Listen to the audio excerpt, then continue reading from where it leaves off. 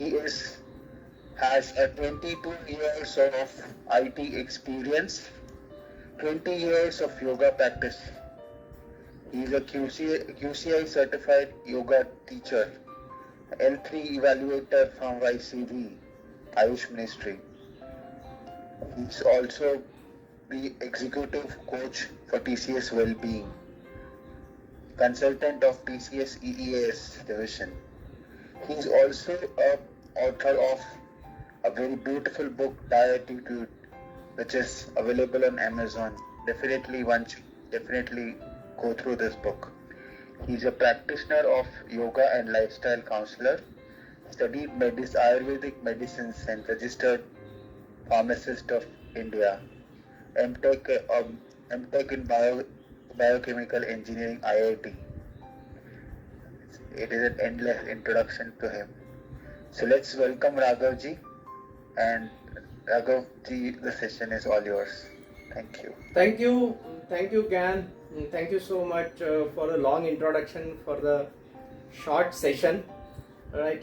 So welcome everybody to Pranayam family. My request to everybody, please come on video so that we can feel everybody that we are doing it together. My request to everybody, please come on video. Right? Please switch on your video so that I can see you, you can see me, and we can have an interaction. First and foremost request, please come on video. Very important. I hope I'm audible. Thank you so much. I'm sure there are almost more than 2000 registration. People joining will be definitely 10%. That is expected, out of which 10% will be there towards the end, and out of which again 10% will get the benefit. Right, so this is a ratio, this is a normal ratio, what I'm seeing it from last 10-15 years, but that's fine. Those who will get the benefit, they will get the enormous benefit. So these benefit we should draw it today. In this particular 21 days of Pranayam course, what we are going to do, we are going to start. Raghavji, are on mute. Am I on mute? Sorry. You're not audible, Raghavendra. Just a minute. Let me see. Hello. Yeah, Hello. it's better now. Okay. Sorry for that. When I went on mute,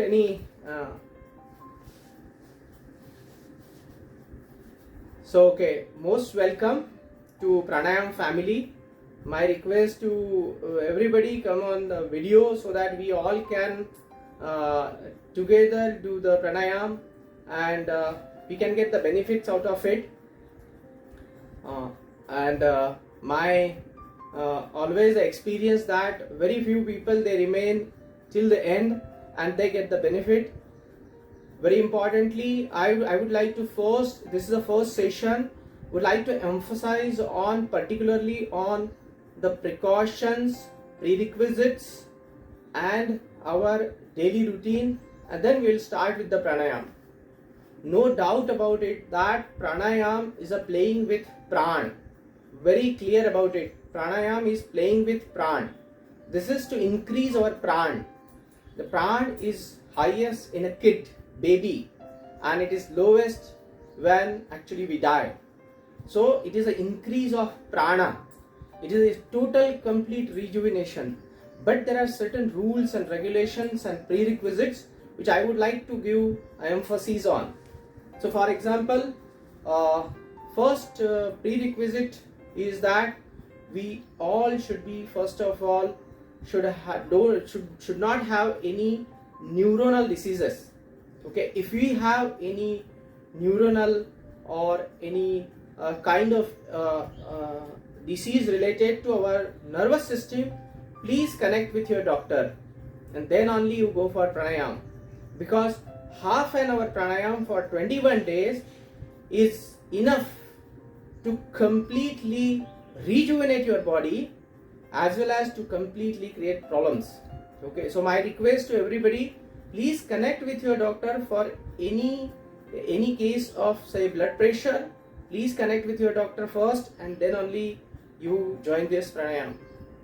Secondly, if you have any disease like a vertigo, or you have migraine, or you have some related to hypoxia, picking of less oxygen, or any disease related to lungs, please, or any operation in last 6 months, please connect with your doctor before going for this. Reason that when we do vigorous pranayam, it actually your body gets complete oxygen as well as devoid of oxygen, and as a result of it you will find that there is a huge change in the metabolism, huge change in your lungs capacity, huge change in providing the oxygen to your brain and different parts of the body. You will come to know that you will be sometimes very tired even after half an hour of this pranayam. So my request, first connect with your doctor whenever you feel that no, this is something is going wrong. No doubt about it that when you will actually do pranayam for long period of time, you will find a lot of constipation you will have. These constipation may lead because of the very high absorption of water from colon. So my request, first of all, be hydrated.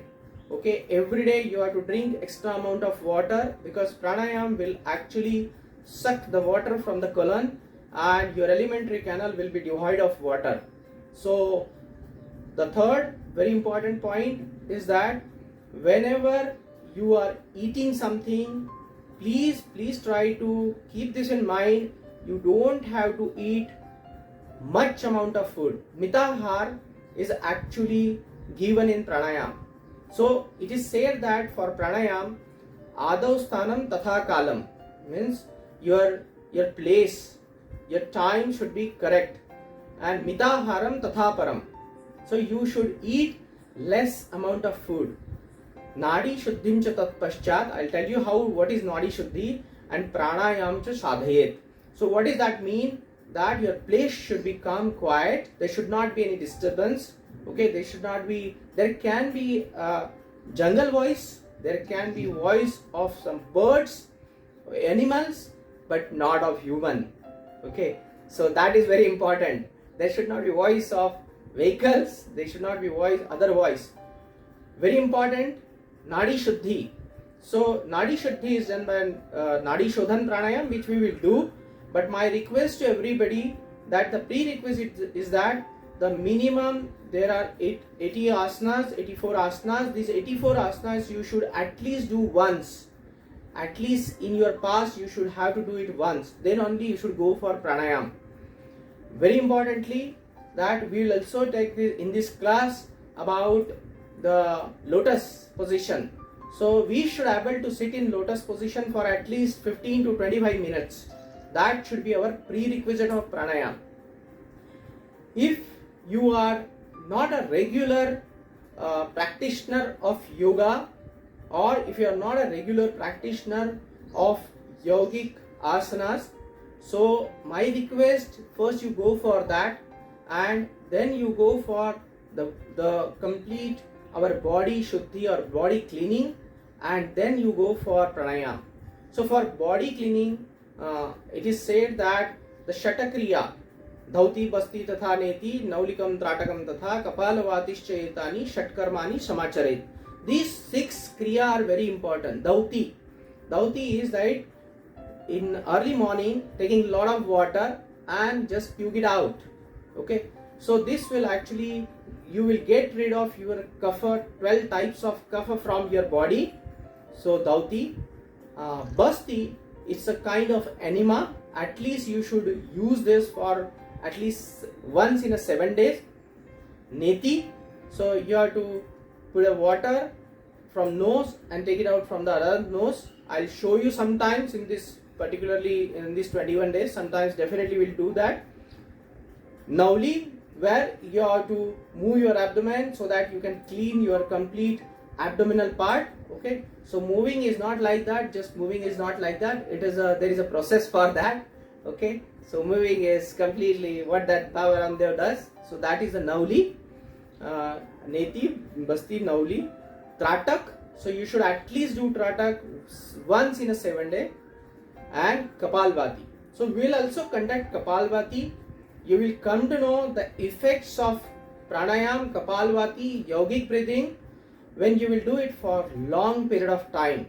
I'm sure people, they do just for 10, 20, 30, 40 and 50 and not more than that. But when the volume goes more than 100 or 500, it works very differently. About food, very important. It is said that annena pure dardham toyena cha trutiyakam udarasya turiyancha संरक्षित वायु धारणे. What does that mean? That your stomach should be full half with your food. So whatever amount of food you can eat, the food should be half of your stomach. Means you are able to eat the same amount of food immediately afterwards, after your lunch or dinner. So that is the quantity you have to take. Okay, in case of pranayam. If you are not taking, it will lead to diseases. So very important, if you are following pranayam practice, because you have to rejuvenate, you have to take half amount of food, and 1/3 should be water, and 1/3 should be the 1/4 should be the air. Okay, so 1/4 air, 1/4 water, and 1/2 is food. That is the key in pranayam. I am not saying it with my experience. I am saying it from epic known as Hatha Yoga Pratipika and Hiran Samhita. Okay, it is given very clearly. There are some rules. You should not eat too much of bitter, too much of sugar, too much of chili, too much of pungent, and you should not eat too much, or you should not at all eat the old food. The food should be consumed within 3 hours of your cooking, and food should be small enough to fill your stomach half. It doesn't matter whether you drink water during food, after food, or before food. Okay, it doesn't matter. That Google will tell you it matters. That doesn't matter, because pranayam is Agni. It doesn't matter when Agni prajwalit, or when Agni fires. What you give it to Agni, it will just fire off. Okay, so it doesn't matter, because it is Agni. So you are playing with fire. Remember, you are playing with a fire. But it matters how much quantity you give it to Agni, how much quantity you give it to fire, right? So that matters. So very, very importantly, food should be mitahar. Another thing is your sleep. You will automatically get very good sleep immediately. It is said that if you are doing pranayam, there are 3 kinds of pranayam, 3 levels of pranayam rather. They said that if your pranayam is not good, you will have lot of perspiration. If your pranayam is better, you may not have perspiration, but at the same time you may have a ache in your vertebral column. That is the same second thing. And the best level of it, if you have very good pranayam, you will feel that you are above the ground. Your body is light, and you will able to actually even sail without any problem on water. You can have a very good shavasana on water, and you can feel your body is light. This is all said in Hiran Samhita. This is what in very small I describe it. Let's start the very important portion of pranayam, that is a prerequisite, that is how to go into Sukhasana or our Padmasana. So my request is, let's start with a very simple Sukshma Yoga or micro yoga, where what you need to do, you need to move your foot, both the feet, okay, rotate them, okay. My request, rotate them in a clockwise direction for 10 times, clockwise direction for 10 times. Okay, very good. You may have a clicking sound there. Then rotate it anti-clockwise direction. Again 10 times. This will free off our joints of ankle, right? So rotate it 2, 3, 4, 5, 6, 7, 8, 9 and 10. Hold your left leg with your left hand just below. Your hand should be below your leg. Fix your fingers. Pair them this way. Pair them this way. Keep it on your right thigh and move it this way. This will help you out when you will be in a lotus position. So you can fix it. Fix your fingers here so that you can move it this way 5 times, and in the opposite direction 5 times. 1, 2, 3, 4 and 5. Keep your ankle or heel in the groin this way and press your knee down, up, down, press it, touch it to the ground, up, down, up, down 5 times. We'll do it. Very good. So some of you maybe who are doing everyday pranayam or everyday padmasana, they may not need it, but it is better to do it. Hold your leg like a baby in front of you. Keep your backbone as straight as possible and press your knee, push your knee in such a way that there will be a twist in your tummy. 1, 2, 3, 4, 5, 6, 7, 8. Okay, relax. Just try to hold your leg in your hand. So 1, touch it to left ear, right ear, touch it to your head, touch it to your chin, try to touch it to your other ear and keep it. So one important point is that you should do yatha shakti nirantaram. Don't overdo, okay? Do it yatha shakti nirantaram. It is not like that I'm doing it to the extent, should not do it to that extent. Whatever your extent, you should try. Again with the right leg, as a bilateral symmetry of our body, we have to do with right leg. So let's move the foot, the right foot. So 5 times to 10 times in a clockwise direction, anti-clockwise direction.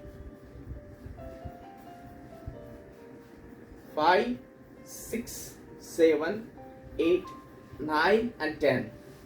Hold it on the ground, the groin, press it this way. Keep your backbone as straight as possible. 1, 2, 3, 4, 5, 6, 7, 8, 9, 10. Hold your leg in one hand, press it. 1, 2, 3, 4, 5, 6, 7, 8, 9, 10. Hold it. Hold your leg. Try to touch it to left ear, up on the head, chin, right ear, and keep again your legs straight. Try to press, try to blow them on the floor, both at a time. Both at a time. We have tendency to do alternate. No, both at a time. Keep your body in Dandasana. And then come back to butterfly. So let's have butterfly.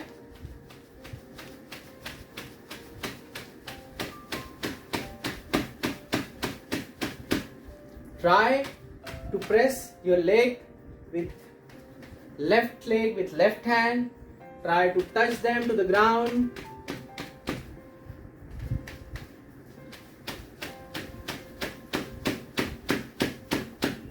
And then there is a Padmasana.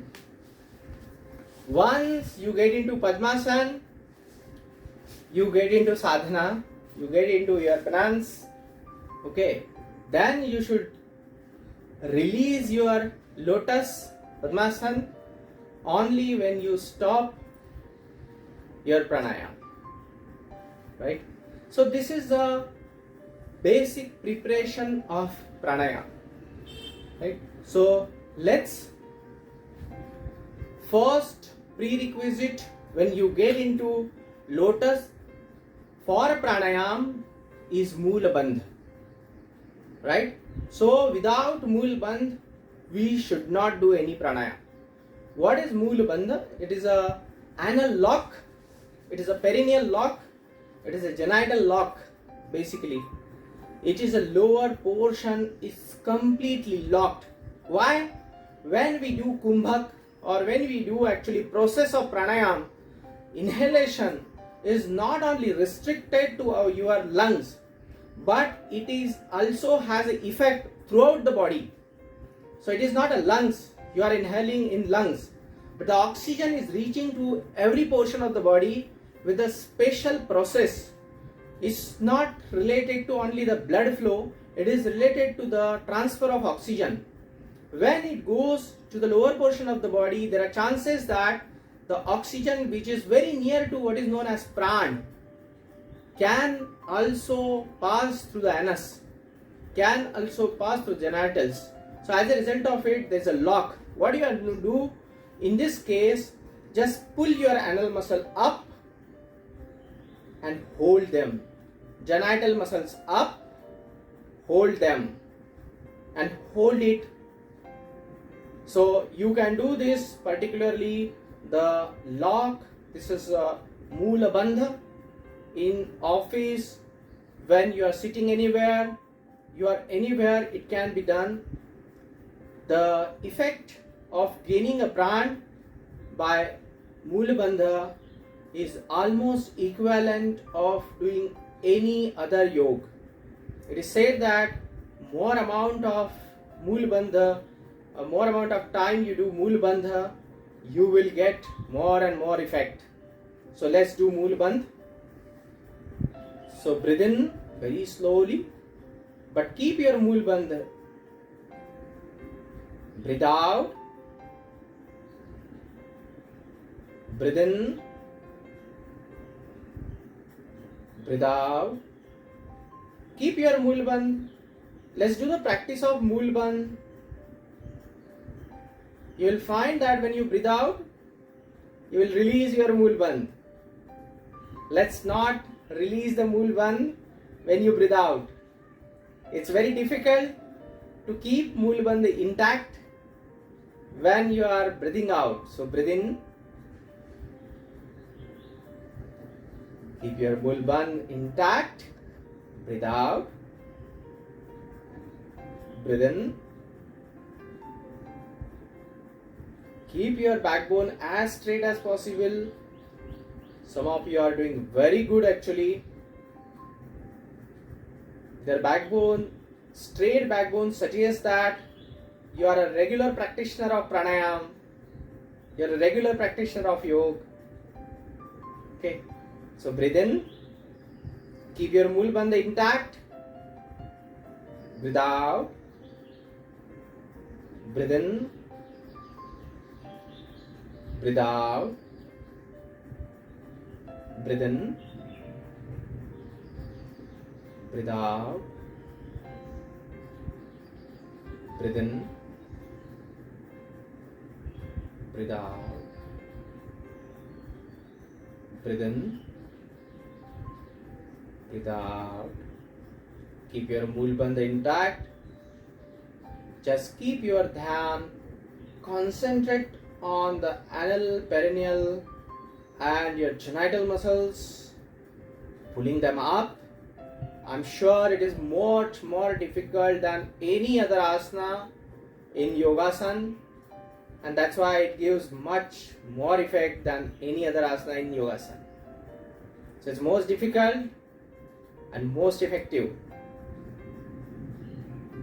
It's a natural reaction of the body when actually body goes on adrenergic system during fright and flight.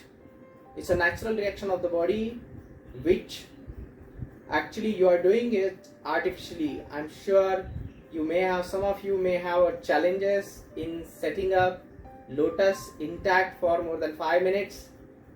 They should keep their lotus. They can also unfold and again set their lotus. Okay, they can move their legs and again set their lotus intact. So breathe in, breathe out. Breathe in, breathe out. Breathe in, breathe out. Breathe in, breathe out. Okay, so today we have learnt about the prerequisites of pranayam, your care, what care should be taken, then how we should start with the lotus, what is the prerequisite of lotus, how we should actually go for pranayam, and we have just seen the Moola bandha. This is a very important prerequisite. First day we do. From today, from tomorrow, we'll start with one of the pranayams. It's very important you do shat kriya, you do your eating should be monitored, mitahar, okay, and your eating should be no bitter, no sugar, okay, less sugar rather, not no sugar, less sugar, and also no pungent or no chili food, right? So we'll meet tomorrow again, definitely. Thank you so much. We'll start our pranayam tomorrow. Thank you so much. Thank you. Thank you so much, friends. Please advise your suggestions in comment box.